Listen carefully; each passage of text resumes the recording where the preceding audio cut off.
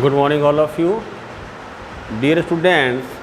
पिछली कक्षाओं में मैंने आपको एम्ब्रियोलॉजी की एक एलिमेंट्री बेस ऑफ आइडियाज़ के बारे में संक्षिप्त जानकारी प्रदान की थी और जहां मैंने आपको बताया था कि किस प्रकार से द प्रोसेस ऑफ गैमेटोजेनेसिस युग्मक जनन प्रक्रियाओं के द्वारा युग्मक का निर्माण होता है।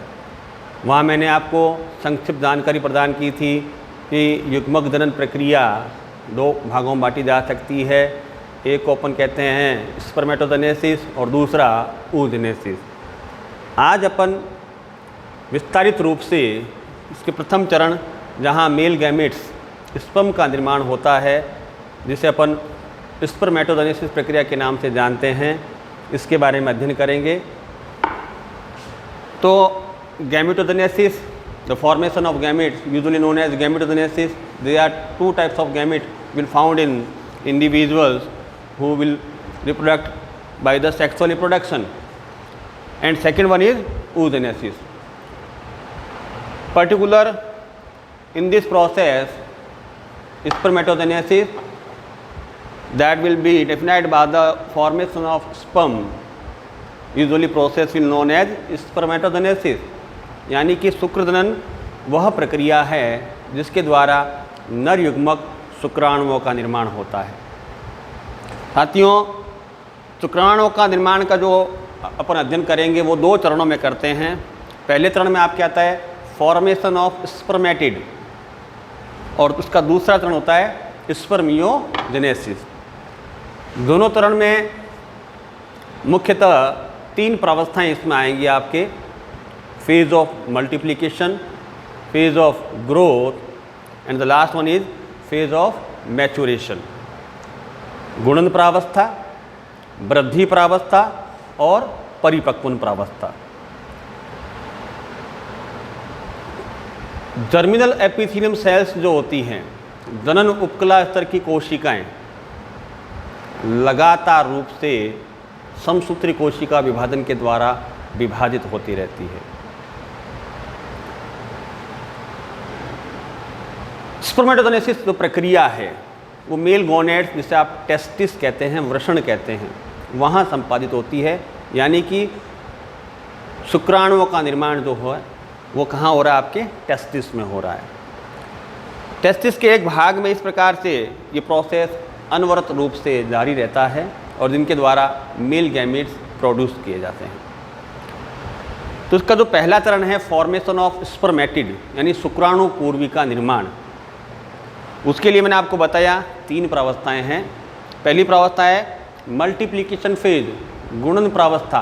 तो जो गुणन प्रावस्था होती है, इस प्रावस्था में ये जो जनन उपकला स्तर की जो कोशिकाएं होती है वो लगातार समसूत्री कोशिका विभाजन के द्वारा विभक्त होती रहती है और बारंबार इनमें ये प्रोसेस कंटिन्यू जारी रहता है। तो अब ये जब कोशिकाएं लगातार रूप से विभाजित होती रहती है तो इनमें से कुछ कोशिकाएं अपने आकार और परिमाण में क्या कर लेती है? वृद्धि कर लेती है।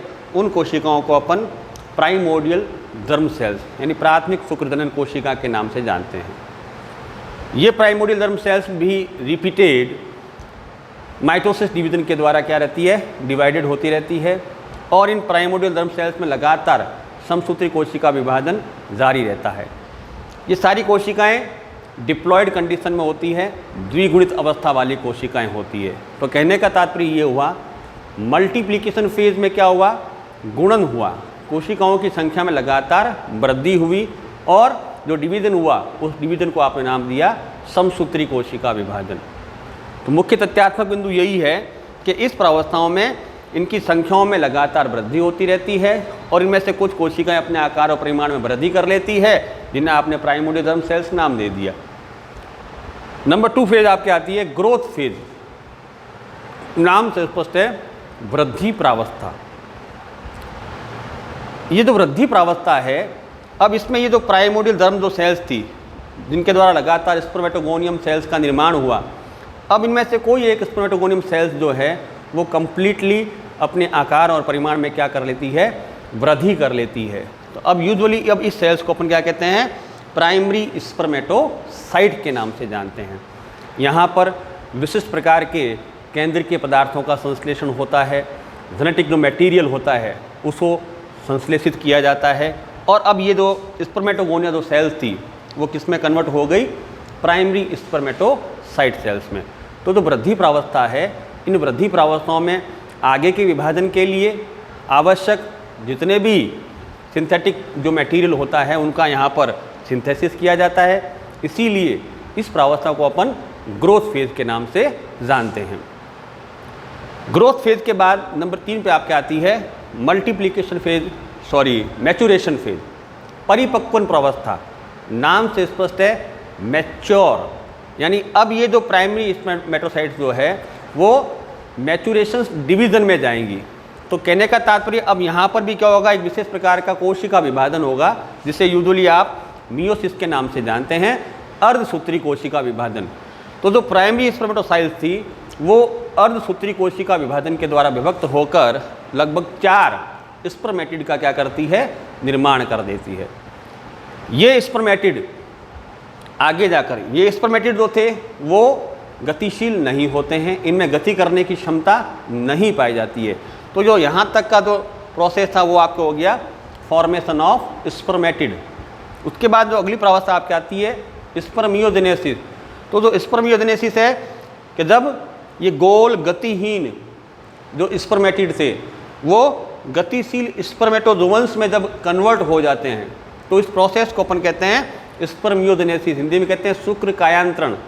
तो शुक्र कायांतरण का तात्पर्य क्या हुआ कि जो नॉन मोटाइल सेल्स थी वो मोटाइल सेल्स में कन्वर्ट हो गई, स्पर्मेटोजोअन्स में कन्वर्ट हो गई।